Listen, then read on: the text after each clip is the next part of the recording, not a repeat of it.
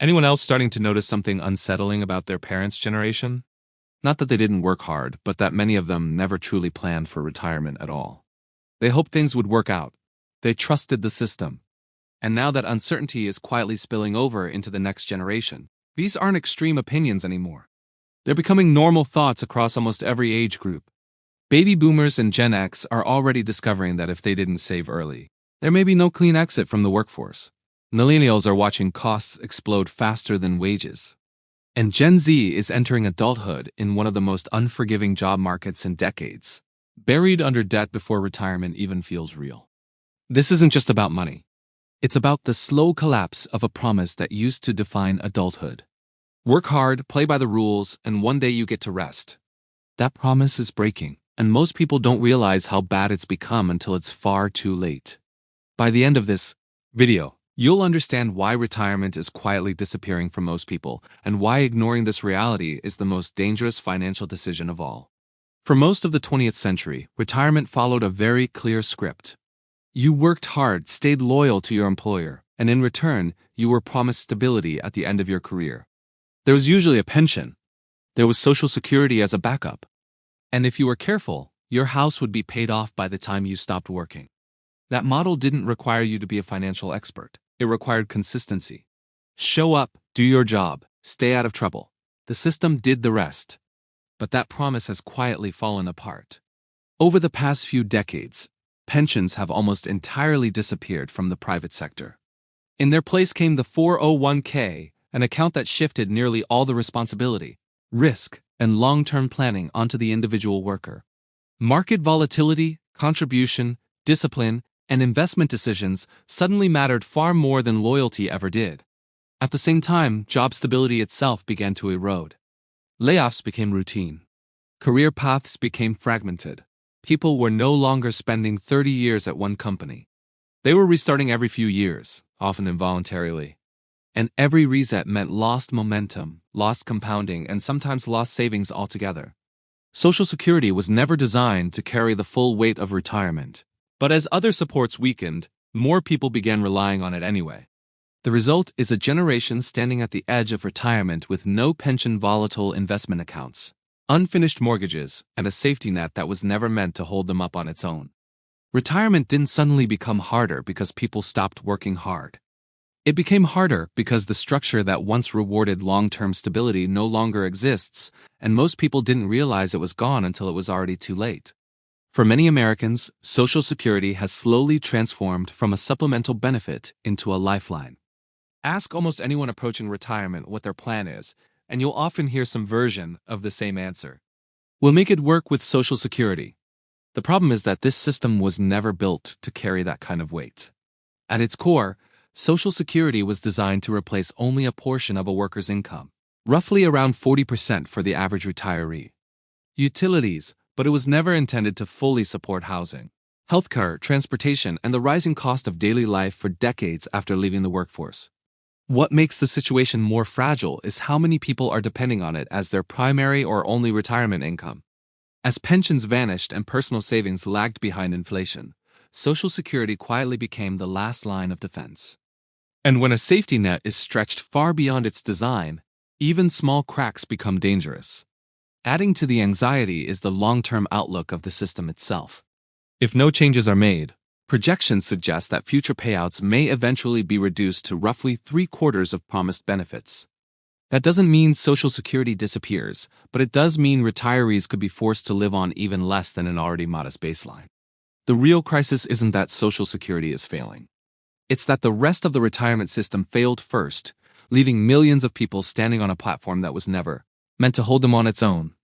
If there is one force quietly dismantling retirement plans without making headlines, it's inflation.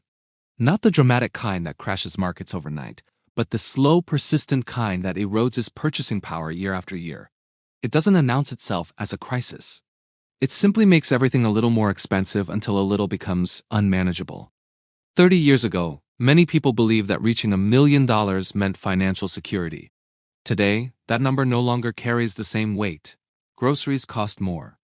Housing costs more. Utilities, insurance, transportation, and healthcare all climb steadily higher. What once felt like a comfortable buffer is now just enough to keep up for a while. This is why so many older retirees talk about watching their savings disappear. It's not always because they spent irresponsibly. Often, it's because much of that money sat in places designed for safety rather than growth. Bank savings accounts, certificates of deposit, and low-yield investments feel secure, but over decades, inflation quietly eats away at their real value. You end up with roughly the same number on paper, but far less buying power in real life. The irony is cruel.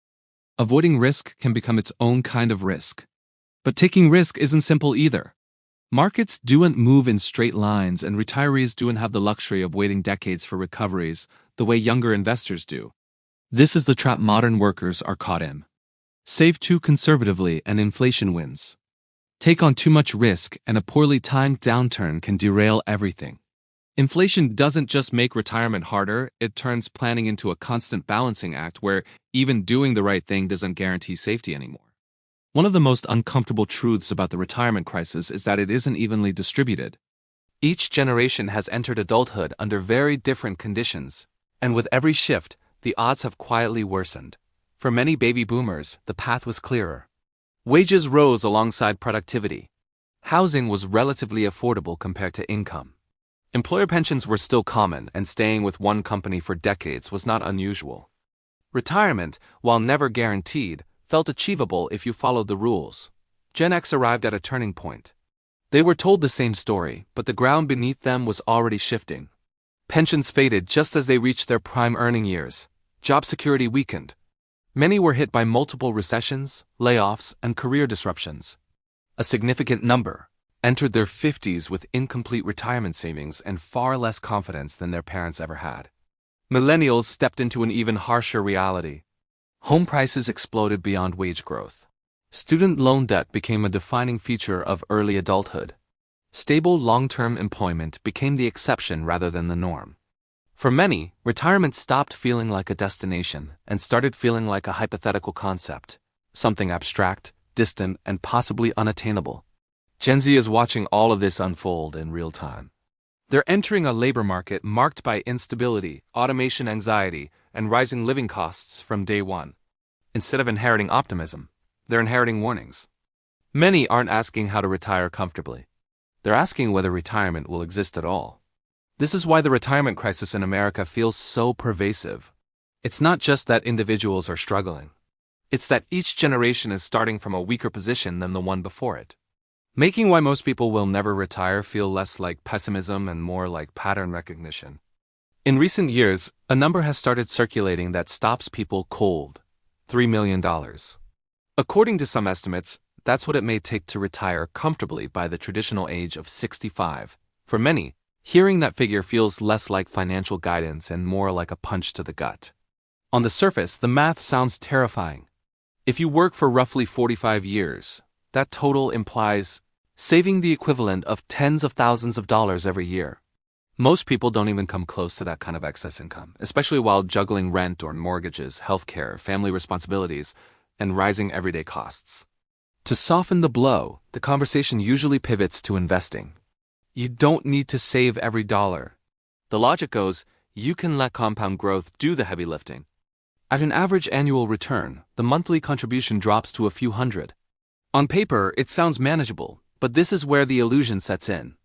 Those projections assume a level of stability that many people simply don't have. They assume uninterrupted careers, consistent contributions, and decades of favorable market conditions. They assume no long layoffs, no health crises, no caregiving responsibilities, and no periods where survival takes priority over saving. For millions of workers, those assumptions don't reflect reality. The $3 million figure isn't meant to be discouraging, but that's exactly what it becomes. Instead of motivating action, it often creates paralysis. People look at the gap between where they are and where they're supposed to be and quietly give up. The danger isn't that the number is high. It's that it convinces people they've already failed long before retirement even arrives. For years, the go-to advice has been simple: just invest. Put your money into the market. Stay consistent, and over time everything will work out. For earlier generations, that advice often did. Long-term growth smoothed out downturns and patience was rewarded. But today that reassurance doesn't land the same way. Younger workers understand the logic of investing. Yet many feel uneasy about the landscape they're being asked to trust. Major stock indices are heavily concentrated in a small number of technology companies. Entire market rallies are driven by a few narratives, artificial intelligence, automation, or speculative growth that feel fragile rather than foundational. When gains depend on momentum instead of broad economic strength, confidence becomes harder to maintain. There's also a timing problem that rarely gets discussed. Investing works best when you have time. But retirement doesn't give you unlimited runway. A significant market downturn early in retirement can permanently damage a portfolio, a phenomenon known as sequence of returns risk. Even if markets recover years later, the damage may already be done because withdrawals happen at the worst possible time. This is why telling people to just invest often feels dismissive. It ignores the psychological reality of volatility and the structural reality that many workers do want to have decades of uninterrupted growth ahead of them. Investing remains necessary, but it no longer feels like a guarantee. The fear isn't that markets will fail forever. It's that the margin for error has become painfully thin, and one bad stretch at the wrong moment can undo a lifetime of effort. When people imagine retirement, they usually think about travel hobbies or finally slowing down. What they rarely picture is healthcare until it becomes unavoidable. And by the time it does, it's often the single largest expense they never planned for. Even with Medicare, healthcare in retirement is far from free. Premiums, deductibles, copays, prescriptions, and services not fully covered add up quickly. Over the course of retirement, a typical couple can easily face healthcare costs exceeding several hundred, and that's without factoring in long-term care. This is where the gap between expectations and reality becomes dangerous. Medicare does not cover extended stays in nursing homes or assisted living facilities. Those costs can run thousands of dollars per month, and they don't announce themselves politely. A fall, a diagnosis, or a gradual decline in mobility can turn a stable retirement into a financial emergency almost overnight. What makes this especially cruel is timing. Healthcare costs tend to rise precisely when income flexibility disappears. You're no longer able to work more hours or switch careers to compensate. You're drawing from savings that were supposed to last decades, and one prolonged medical issue can drain them far faster than anticipated. This is why so many retirement plans collapse, not because of bad spending habits, but because of bad luck. Illness doesn't care how disciplined you were in your 30s. And when healthcare becomes the deciding factor between stability and survival, the idea of a comfortable retirement starts to feel increasingly fragile. For earlier generations, housing was the anchor of retirement security. By the time people stopped working, their homes were often paid off. Monthly expenses dropped. Shelter became predictable. That stability made everything else, Social Security savings, even part-time income, stretch much further.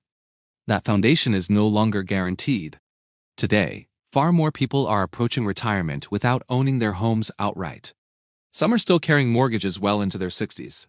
Others are lifelong renters, exposed to rent increases that don't slow down just because their income does. And even those who technically own their homes aren't living rent-free. Property taxes rise, insurance premiums climb. Maintenance costs don't disappear with age. They usually grow. For millennials and Gen Z, this problem is magnified.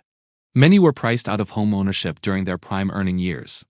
Others stretched themselves thin just to get in the door, locking in decades-long financial commitments that collide directly with retirement timelines. Housing, once the stabilizer, has become another variable. The danger is subtle but severe.